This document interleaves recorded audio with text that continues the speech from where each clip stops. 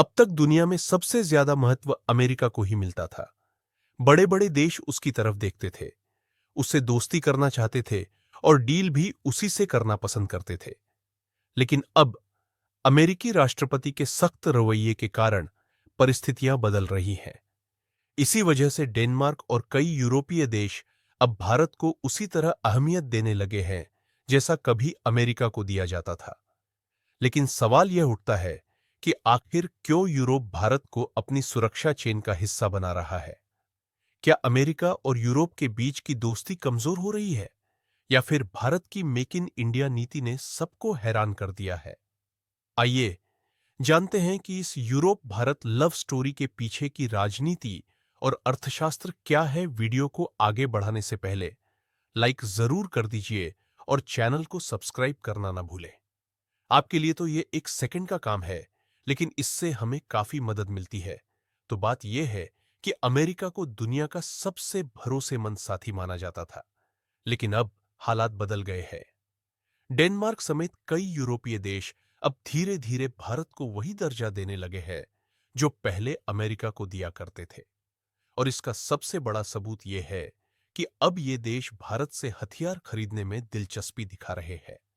सिर्फ हथियार ही नहीं, बल्कि टेक्नोलॉजी और डिफेंस सेक्टर में भी ये देश भारत के साथ पार्टनरशिप की योजना बना रहे हैं। लेकिन सवाल यह है कि आखिर ऐसा क्यों हो रहा है? असल में यूरोप और अमेरिका, जो कभी सबसे अच्छे साथी थे, अब उनके बीच दूरियां बढ़ रही है।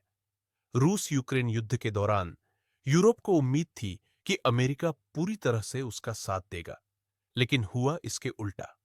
अमेरिका ने मदद तो की, लेकिन पूरी ताकत के साथ नहीं। अब उसका ध्यान एशिया पैसिफिक और चीन पर ज्यादा है। इसके अलावा अमेरिका ने हाल ही में कई यूरोपीय देशों के सामानों पर टैक्स बढ़ा दिए, जिससे यूरोपीय कंपनियों को भारी नुकसान हुआ। इसका नतीजा ये हुआ कि यूरोपीय देश अब भारत की ओर देखने लगे हैं। भारत वो देश है जो तेजी से आगे बढ़ रहा है, तकनीकी रूप से मजबूत है और भरोसेमंद भी, खासकर डिफेंस सेक्टर में, जहां भारत अब सिर्फ हथियार खरीदने वाला देश नहीं, बल्कि खुद अपने हथियार बनाकर दुनिया को बेचने वाला देश बन चुका है। भारत का तेजस फाइटर जेट, जो हल्का, सस्ता और शानदार परफॉर्मेंस देता है, कई देशों के बीच चर्चा का विषय है। इसी तरह ब्रह्मोस मिसाइल, जो दुनिया की सबसे तेज सुपरसोनिक क्रूज मिसाइल मानी जाती है, को भी यूरोपीय देशों की दिलचस्पी मिल रही है। इसके अलावा भारत अब लड़ाकू हेलीकॉप्टर, टैंक्स, ड्रोन और अन्य तकनीकों का उत्पादन भी कर रहा है, जिनकी गुणवत्ता काफी अच्छी है। यूरोप को यह समझ में आ चुका है कि अगर उन्हें सस्ते और टिकाऊ हथियार चाहिए, तो भारत सबसे अच्छा विकल्प हो सकता है। हाल ही में डेनमार्क ने भारत के साथ 4,500 करोड़ रुपए की डिफेंस डील साइन की।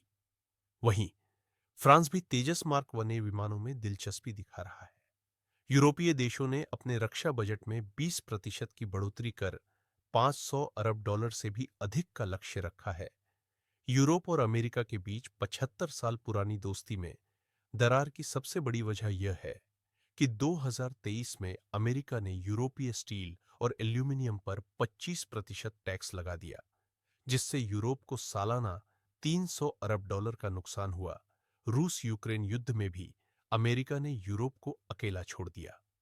इस वजह से यूरोप को अब एक नए और भरोसेमंद साथी की जरूरत महसूस हो रही है। और यहीं पर भारत ने अपनी टेक्नोलॉजी और विश्वसनीयता का जादू दिखाया। भारत और यूरोपीय देश अब फ्री ट्रेड एग्रीमेंट एफटीए पर बातचीत कर रहे हैं, जिससे दोनों पक्षों को बड़ा फायदा हो सकता है।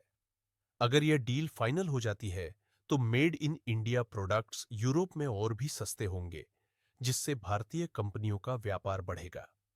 साथ ही यूरोप की बड़ी कंपनियां भारत में मैन्युफैक्चरिंग प्लांट भी लगाएंगी, जिससे लाखों नौकरियां पैदा होंगी। इसके अलावा डिफेंस सेक्टर में निवेश बढ़ने से भारत को और भी आधुनिक हथियार बनाने का मौका मिलेगा। यूरोपीय देशों का कुल रक्षा बजट अब 500 अरब डॉलर तक पहुंच गया है, जिसमें से 30% हिस्सा भारत से हथियार खरीदने में लगेगा।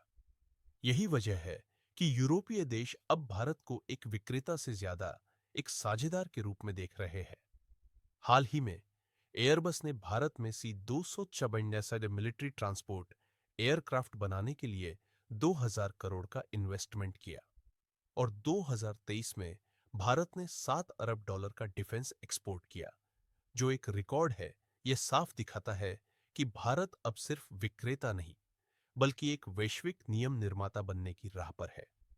डेनमार्क से लेकर फ्रांस तक हर देश भारत की सॉफ्ट पावर और हार्ड पावर का दीवाना बन चुका है। अगर भारत और यूरोप का व्यापार $200 अरब को पार कर गया, तो डिफेंस एक्सपोर्ट में भारत दुनिया के टॉप 5 देशों में शामिल हो सकता है। और अनुमान है कि यूरोपीय निवेश से 10 लाख युवाओं को नौकरी मिलेगी।